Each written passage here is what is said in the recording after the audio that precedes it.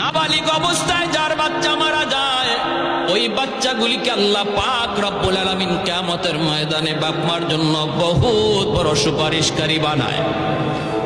বাচ্চাগুলি আল্লাহর কাছে ডাক দেয়া কয়, মালিক, ও মালিক, তুমি আমারে দুনিয়াতে পাঠাইছো, পাঠানোর সময় আমার মা কত কষ্ট করছে, জান বের হয়ে যায় অবস্থা।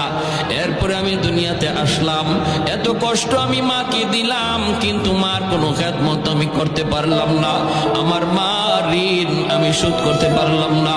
আল্লাহ, আজ যদি তুমি আমাকে জান্নাতে দিতে চাও, আমার মা বাবা সারা জান্নাতে যাইব না, হয় আমারে বাপ মার সাথে জাহান্নামে দিয়ে দাও, হয় আমাকে আমার বাপ মার সাথে জাহান্নামে দিয়ে দাও। রব্বুল আলামিন তখন বলে, বান্দারে, আমি আল্লাহর আদত হচ্ছে জাহান্নামীকে জান্নাতে দেওয়া, কিন্তু কোন জান্নাতীর